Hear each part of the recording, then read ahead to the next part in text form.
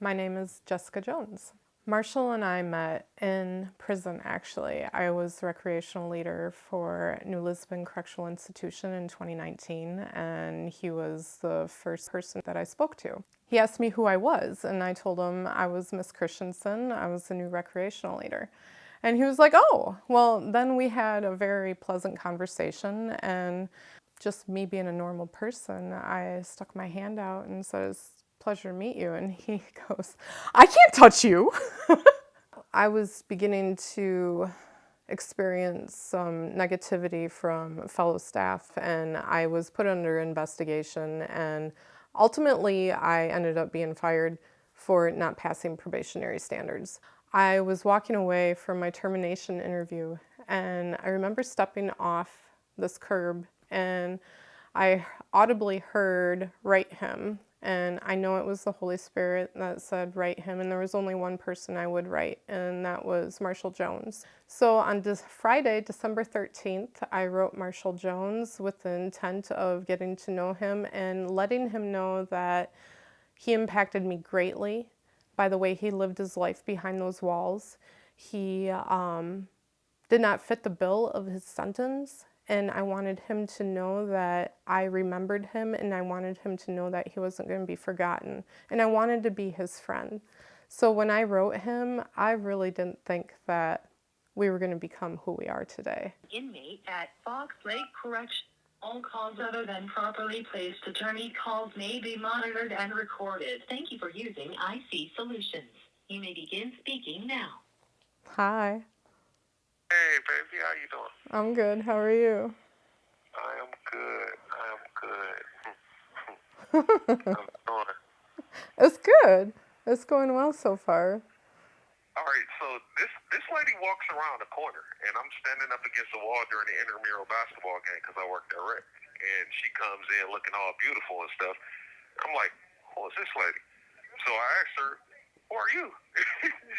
And she said, I'm Miss Christensen, I'm the rec leader. I said, I'm one of your workers. And she tried to stick her hand out, and I put my hands in the air and was like, I can't touch you. But when she decided to write me, and I got that letter on December 16th of 2019, it really changed my life forever. And I realized that I had a really, really good friend here. You know, I didn't know what we was going to be. I just knew I wanted her friendship, and we started writing each other and emailing each other, and then phone calls came, and then ta-da, we're in a relationship, and 4 years later, you know, we're married happily. So the beauty about our relationship is the deeper level of communication that we have. Like, we talk about everything, and we're both Christians, so we talk about the faith. We talk about how the faith applies to life. We talk about relationship. We talk through our problems. We communicate about dreams and goals. So the communication by itself sets us apart. We used to have visits to where we had three officers just staring at us like we were like a chicken cooking on a rotisserie. Like, they were licking their chops hoping that we did something wrong so they could be like, aha. You know, seeing the hatred in their eyes and really feeling the effects of racism, you know, was one of the most difficult things we've encountered. We have people that look at our relationship now as a testimony on what they wish they had. And I have a lot of people that reach out to me and they encourage me and tell me, keep doing what you're doing because it is beautiful what you guys have. And they have their spouse or their partner right next to them, and they don't have what we have. And we are truly blessed. The advice I would give is to be transparent and honest in everything, and treat them like they're right next to you, because eventually they are going to be right next to you, because 95% of people are going to be coming home. I treat my husband like All calls other than properly placed attorney calls may be monitored and recorded. he is right next to me, because he deserves that. When he does come home, we want a seamless transition. And not treating them less, not treating them like they are stupid because they're in prison, or they don't have opportunity because they're in prison, because that's clearly not the case. And there's so many smart people behind those walls. And they're so much more than their DOC number. Make sure that you know the person before you involve yourself in a relationship. Get to know them. Enjoy the friendship first, and get to know them, how they are in a friendship setting. Pay attention to how they're treating other people, and then figure out for yourself, not for anybody else, for yourself, if this is an area that you want to involve yourself in. And if it is, stand by it. If it's not, then that's okay too. And that's the gift that both Marshall and I got to experience before even getting into a relationship with each other, is seeing how each other moved and the impact that he had on my life, the impact I had on his life, the true respect that was there. If he had acted any other way, I probably would have never wrote him, So it's a true testament of his character as a person. The person I saw when I worked in the DOC is the person I'm married to. And it's beautiful to see that he's always been the same, and I've only just seen him grow into even more of a beautiful man than who he was when I met him in 2019. 1 minute remaining.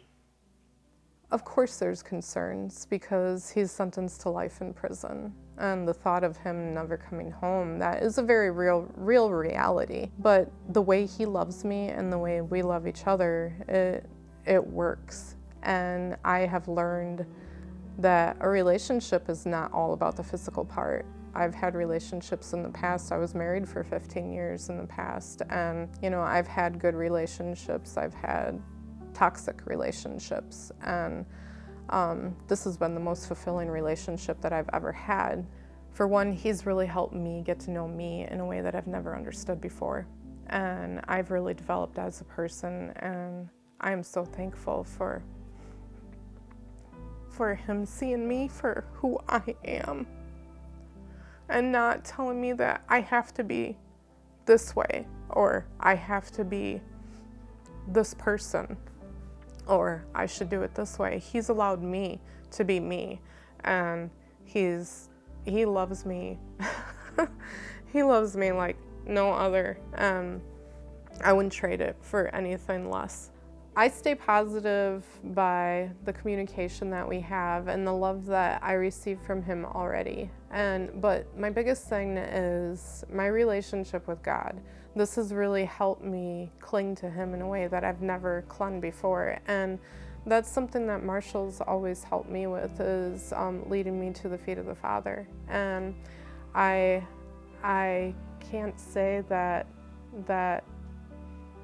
this would work without God in it, because we are wrapped around him and God put us together. There's no way this would have happened. I would have never written him if God wasn't part of my life. And it is amazing to see what he put together, and that brings me great peace. It brings Marshall great peace, and it helps us get through the trials that we experience, because it isn't easy. This isn't easy, but it is worth it. It's completely worth it.